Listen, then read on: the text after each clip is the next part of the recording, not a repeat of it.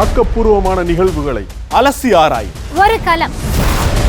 RDX திங்கள் முதல் சனிக்கிழமை வரை இரவு 7 மணிக்கு.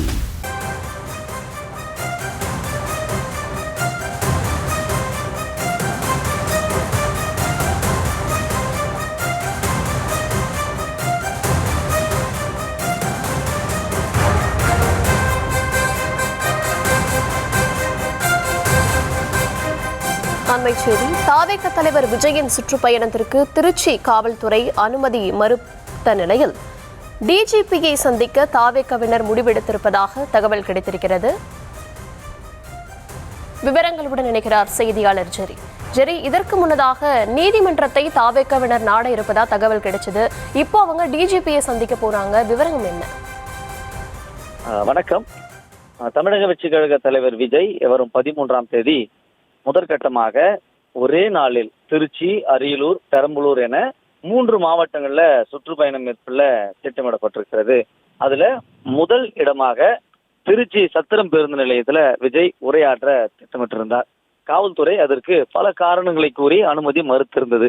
அதாவது அருகிலேயே பள்ளிக்கூடங்கள் இருக்கிறது, மருத்துவமனை இருக்கிறது, குறுகிய பாதை மற்றும் பேருந்து நிலையத்தில் ஏற்கனவே கூட்ட நெரிசல் என பல்வேறு காரணங்களை கூறி அந்த சத்திரம் பேருந்து நிலையத்துல விஜய் பேசுவதற்கான அந்த இடத்தை அனுமதி மறுத்திருந்தது. அதனைத் தொடர்ந்து 2 இடங்கள்ல போலீசார் அறிவுறுத்தியிருந்தனர்.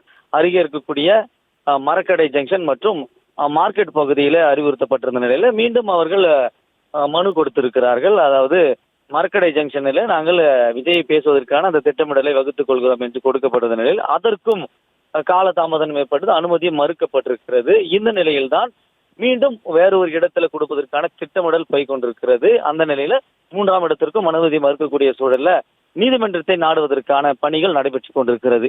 இந்த சூழலில் தான் தமிழக வெற்றி கழகத்தினுடைய பொதுச் செயலாளர் புசி ஆனந்த் மற்றும் துணை பொதுச் செயலாளர் நிர்மல்குமார் ஆகியோர் தமிழக டிஜிபி அலுவலகத்துல இன்னும் சற்று நேரத்துல மனு அளிக்க இருக்கின்றனர். அதாவது ஏற்கனவே பல நிகழ்ச்சிகளுக்கும் கூட அனுமதியை கோரிய உடனடியாக வழங்காமல் இழுத்து அடித்துதான் கொடுத்திருக்கிறார்கள் என்ற ஒரு குற்றச்சாட்டும் இருக்கிறது. சமூக ஊடகங்களிலும் அந்த குற்றச்சாட்டு தொடர்ச்சியாக வைக்கப்பட்டிருக்கிறது.